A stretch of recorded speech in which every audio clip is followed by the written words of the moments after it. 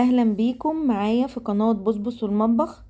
لو اول مرة تشوفوا قناتي ياريت تشتركوا فيها وتفعلوا الجرس ولايك كتير بقى للفيديو الحلو ده. جايالكم النهاردة في فيديو طعم وجميل وكلكم هتحبوه، الكفتة. مين فينا ما بيحبش كفتة الحاتي؟ شايفين بقى من جوه مفرغة ومستوية وجوسي كده وبتلمع ازاي. النهاردة بقى هقولك على اسرار الكفتة تطلع معاكي متماسكة وحلوة وطعمها حلو، وكل اللي هيدوقها مش هيصدق ان انتي عاملاها في البيت كأنك جايباها من عند الحاتي بالظبط. تعملي بقى جنبها شوية مكرونة كده حلوين سباكيتي بالصلصة، تعملي جنبها شوية بطاطس محمرين، هيبقى أكلة عظمة العظمة. كفتة بجد هتعجبك قوي قوي. نخش بقى على الفيديو ونشوف المكونات. هنيجي بقى على المكونات اللي احنا هنعملها بيها. انا عندي نص كيلو لحمة مفرومة، واللحمة المفرومة اللي عندي ما فيهاش نسبة دهون عشان انا مش بحب الدهون الكتير في اللحم. وعندي بصلاية كبيرة، وعندي 2 رغيف فينو، وهقولك دلوقتي على خطوة سهلة جدا. وعندي بضاية ومعلقة كبيرة ملح، ومعلقة كبيرة 7 بهارات وفلفل اسود. مش عايزين نكتر في البهارات والحاجات دي كلها علشان بتغطي على طعم الكفتة.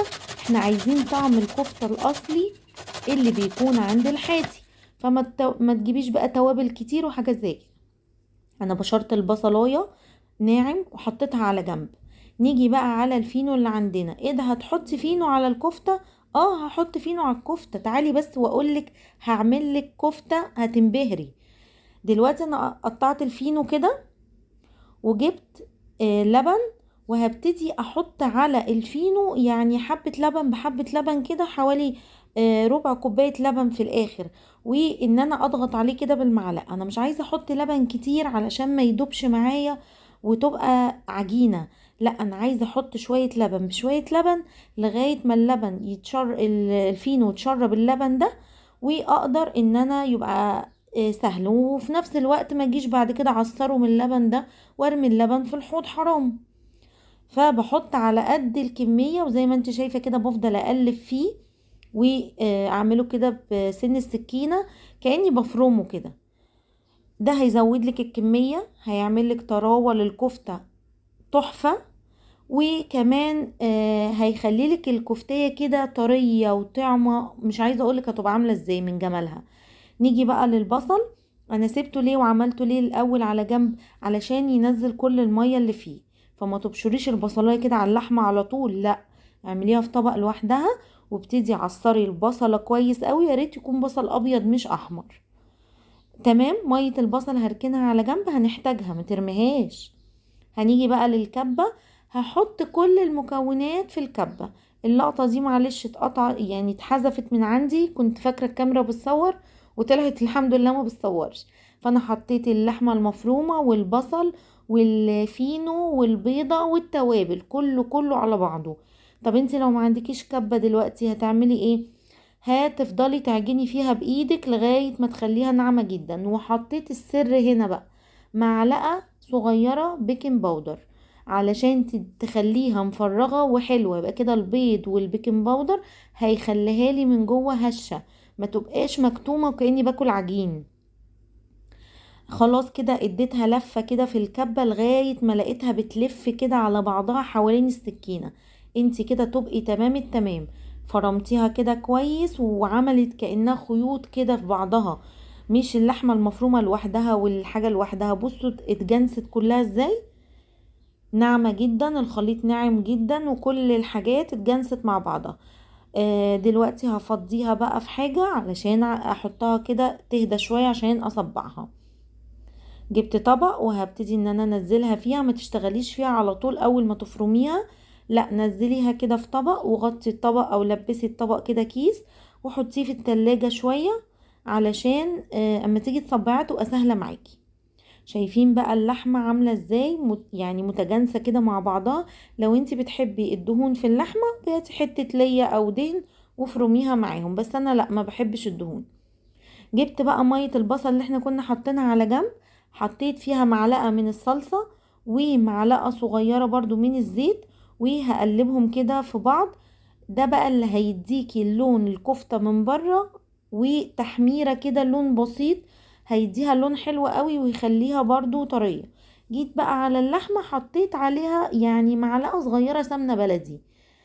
بتدي طعم حلو قوي يا جماعة، جربوها هتدي طعم معاكم حلو قوي، غير بقى ما تجيبي اللحمة فيها دهون وفيها شغط وفيها مش عارفة ايه. لا لا لا، احنا هنعمل الكفتة في البيت بحاجة بمكونات نظيفة. وزي ما انتوا شايفين انا بعجن فيها ازاي. لو انت بقى ما عندكيش كبة هتعملي زي ما انا بعمل بقى كده دلوقتي. هتفضي كل الحاجات المكونات الاولانية دي خالص في طبق كده غويط حلو، وتفضلي تدعكي في اللحمة. عايزاكي ايه، تفرميها كده في ايدك تبقى عاملة زي الخيوط كده في ايدك. هنجيب بقى، جبت بقى بايركس كده، انا بحب اعملها في بايركس او صينية ألمونيا او صينية ما تكونش بتلزق معاكي. وهبتدي ان انا اصبع الكفتة. انا عندي ده اللي بيجي مع طقم السكاكين، المسن ده بصبع عليه. لو انتي ما عندكيش تقدري تجيبي آه، آه، العواد بتاعت الشيش طاووق اللي هي التخينة شوية وتعملي عليها، او معلقة من معالق الاكل او شوكة وتصبعي برضو عليها كده وصرفي نفسك. شايفين بعمل بقى الكفتة ازاي؟ زي بتاعت الحاتي بالظبط. بعمل الصباع وبفضل اسحبه كده على فوق، وببل المسن من خليط البصل بالطماطم بالصلصة الطماطم. وببل ايديا وانا اثناء ما انا بصبع كده ببل ايديا وبظبط كده الشكل وبعملها بقى كده زي بتاعة الحاتي كده، ليها تحس ان هي ليها تعريجات كده. شايفين اهو كده. بظبطها بقى بالطول اللي انت عايزاه والحجم اللي انت عايزاه، بس اهم حاجة ان انت ما ترفعهاش قوي علشان ما تنشفش معاكي في الفرن. تخلي سمكها حلو كده عشان تبقى مقلبظة كده وطعمة. وببتدي ان انا اصبع كل الكمية اللي عندي. انا كنت عاملة نص كيلو بس من اللحمة المفرومة. هتشوفوا النص كيلو ده هيطلع كمية قد ايه. يعني انا هعملها على مرتين كمان. اهو كده شايفين بقى التعريجات اللي انا بعملها دي بتدي شكل حلو في الاخر. لو حتة اتقطعت منك كده سويها وابتدي رصي جنب بعض. وطبعا ببقى مشغلة الفرن وانا بصبع في الكفتة بشغل الفرن على من تحت بس، على نار متوسطة. ما تخليش برضو النار عالية علشان تستوي معاكي من جوه.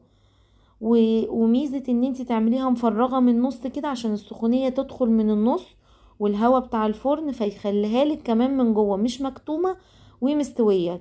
زي ما قلت لكم ناس كتير عقدتها الكفتة لا تطلع شيطة لا تطلع محروقة لا تطلع مش مستوية لا تطلع قلبها عجين. بعد الفيديو ده هتبقي أستاذة في الكفتة. اعمليها بس بالطريقة اللي انا بوريها لك دي، هتبقي أستاذة في الكفتة.